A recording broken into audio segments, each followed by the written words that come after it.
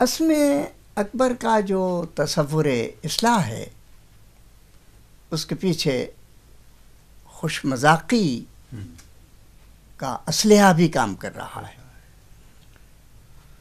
اور وہ یہ چاہتے تھے کہ کسی طرح یہ دوری اس خوش مذاقی کے ذریعے دور ہو جائے.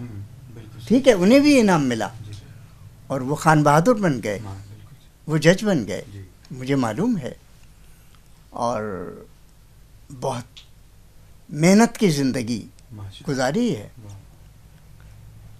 جمنا کا پل بن رہا تھا کسی آبنائے پر، اور یہ زمانہ ہے غالباً 66-67 کا، 18 سے 66-67 کا.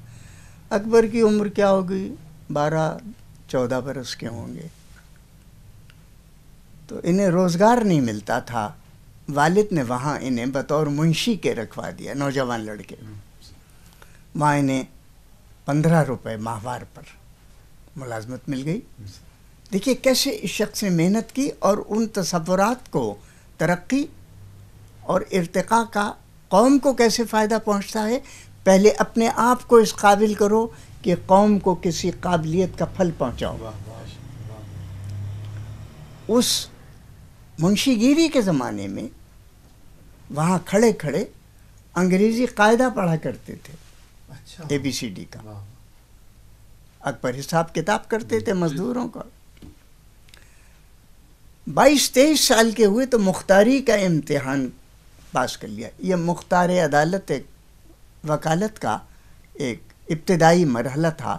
ہندوستان میں BA B.Ed معاف کیجیے BA LLB تو نہیں ہوتے تھے 12 لا لوگ، لہذا قانون پڑھنے کے لیے مختار عدالت کی ایک سند تھی. اکبر نے وہ بھی حاصل کر لی. اس کے بعد انہیں ایک اور مشکل مرحلہ پیش آیا کہ ان کی شادی ایک ناپسند خاتون سے ہو گئی جو ان کے معیار پہ نہیں تھی.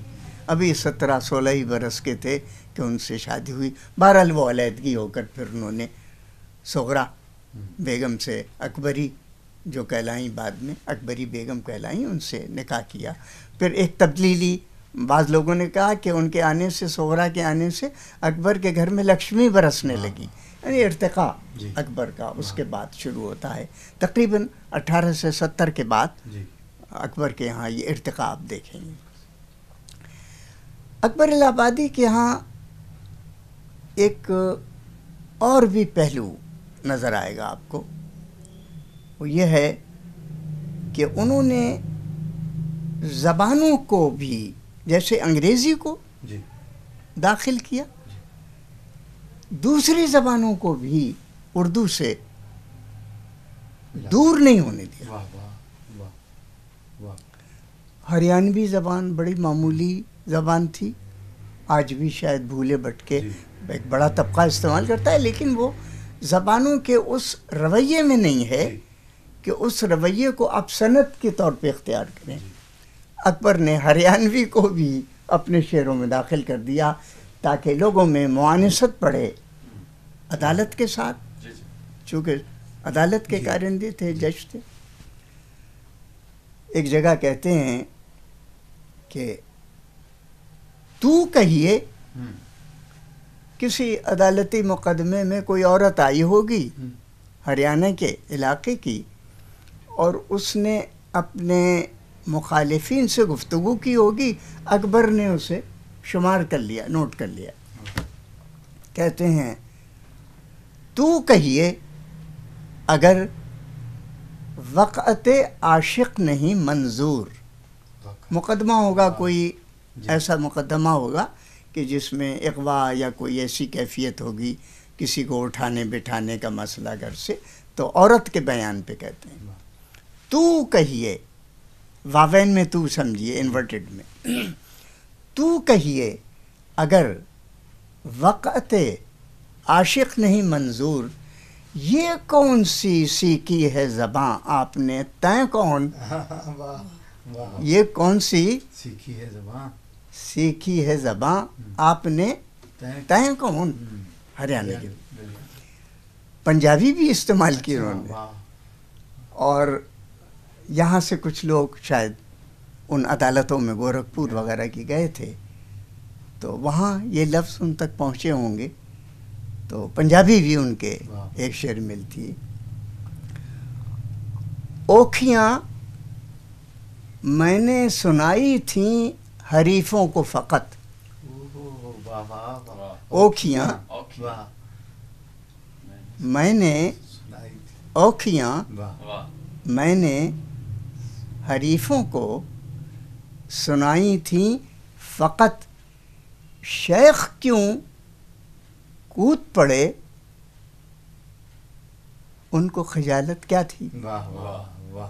اوکھیاں میں نے سنائی تھیں حریفوں کو فقط. شیخ کیوں کود پڑے ان کو خجالت کیا تھی. یہ ان کا انداز ہے اکبر کا کہ زبانوں کو اردو زبان کے ساتھ ملا کر من و ان کے لہجے اور تلفظ میں. دیکھیے یہ بڑا کارنامہ بڑا. دیکھیے سنسکرت کا ایک لفظ انسے ہے, بڑا نیا لفظ ہے, عام آدمی کو نہیں پتا ہے. انسے ہندی شبدوں میں اگر لکھیں تو آ لکھ کر نا لکھتے ہیں اور سا کے بعد اے لکھتے ہیں, انسے لکھتے ہیں. اس کے معنی ہندی یا سنسکرت زبان میں ہے حصہ مقرر, مقرر حصہ جو اسائنڈ ہو گیا ہے کسی کو, یہ ہے. دیکھیے اس کلچر سے سنسکرت کے اردو میں کس طرح انہوں نے اس لفظ کو لے لیا. کہتے ہیں لڑیں کیوں ہندوؤں سے, لڑیں کیوں ہندوؤں سے, ہم انہی کے انسے پیتے ہیں. لڑیں کیوں ہندوؤں سے, ہم انہی کے انسے پیتے ہیں. ہماری بھی دعا یہ ہے کہ گنگا جی کی بڑھتی ہو. گنگا کا پانی پیتے تھے سب مسلمان بھی, جو کھالوں سے گزر کر نالوں سے گزر کر جمع ہوتا ہوگا, پھر کنوؤں میں جاتا ہوگا. دیہاتوں میں تو لوگ پیتے ہوں گے. ہماری بھی دعا ہے یہ کہ گنگا جی کی بڑھتی ہو, یعنی گنگا آباد رہے. اس طرح ایک تصور جو زبانوں کو قبول کرنے کا اردو میں تھا, یہ اس تعصب کو دور کرنے کا عمل تھا. اور یہ کسی شاعر نے ارادتاً نہیں کیا ہے, اکبر نے کیا ہے. اکبر ایک ایسا شخص ہے جس نے ایسا کیا کہ دوسری زبانوں کو اس نے اپنے ہاں قبول کیا ہے. اور خوبصورت انداز. ہاں, اکبر نے اپنی زندگی میں انقلاب دیکھا, یہ کہ کس طرح مسلمان حاکم محکوم ہو گیا. اس کا جو ایک جذباتی اثر تھا اکبر پر, اس سے عام آدمی مجھ جیسا مزمحل ہو جاتا ہے, ٹوٹ پھوٹ جاتا ہے, شکستہ ہو جاتا ہے. حادثات و صدمات سے میری بڑی عمارت جس میں رہتا ہوں گر جائے اور اگلے دن آپ اس کی ڈھیری پہ بیٹھے ہوئے ہوں. مسلمانوں کا یہی عالم تھا. بڑی آباد دنیا, قلعہ دہلی میں راجدھانی بنائے ہوئے, بڑے ہاتھیوں کو گلیوں کوچوں میں گھماتے ہوئے, اپنے بازوؤں کے نیچے تلواریں لٹکائے ہوئے, اپنے کندھوں کو کمانوں سے آراستہ کیا ہوئے, دل دل پیدل اور سوار صورتوں میں پورے ملک میں گھوم رہے تھے. اور آج وہ ہاتھ باندھے ہوئے انگریز کے آگے کھڑے ہیں. تو ٹوٹ پھوٹ جاتا ہے ایسے عالم میں حساس دل. اکبر ٹوٹے نہیں, اکبر نے اپنے آپ کو ٹوٹنے نہیں دیا. اور یہ بات کہ اکبر نے اپنے آپ کو ٹوٹنے نہیں دیا, اپنی قوم کو بھی انہوں نے ٹوٹنے سے بچایا, خود بھی بچے ہیں.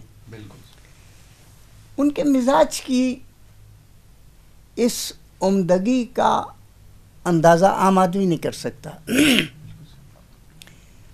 کیوں کہ اس کی بنیادی وجہ یہ ہے کہ اکبر نے بڑے سخت حالات میں اپنی زندگی کی گاڑی کو رواں رکھا. وہ ان لوگوں میں تھے کہ جن کا پنپنا اور بڑھنا بہت مشکل تھا، تو ان کے حالات زندگی دیکھیے،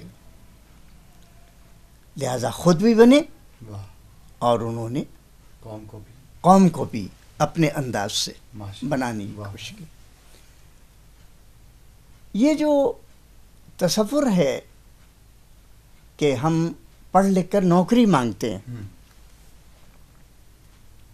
اکبر یہ سمجھتے تھے، جی اکبر یہ سمجھتے تھے سر، کہ نوکری بھی لازم ہے، بالکل، لیکن ایسا نہ ہو کہ تعلیم کے حاصل کرنے کی مدت میں تعلیم کے بت گر پڑیں اور تعلیم کے دیوتا پامال کر دیے جائیں، ایسا نہ ہو۔ واہ واہ واہ، بگڑا زمانہ ایسا کہ لڑکا پسے سبق کہتا ہے ماسٹر سے کہ بل پیش کیجیے، ہائے ہائے ہائے، واہ، یہ تصور اس طرح بگڑ نہ جائے زمانہ، بالکل، زمانہ بگڑنا، تعلیم کے ساتھ سنبھرے، کلچر آباد ہو، تہذیب، ثقافت اور سماج شائستگی سے ابھرتا ہے۔ واہ واہ واہ، اکبر اس ماحول سے بچا رہے تھے اپنے آپ کو بھی، اپنی قوم کو بھی، کہ تصادم کے ذریعے ٹوٹ پھوٹ نہ ہو جائے کہیں۔ بالکل، چنانچہ اکبر نے جو تقریباً 75 برس کے قریب اکبر نے عمر پائی ہے، 21 تک کا زمانہ، 46 سے اتنا ہی زمانہ بنتا ہے۔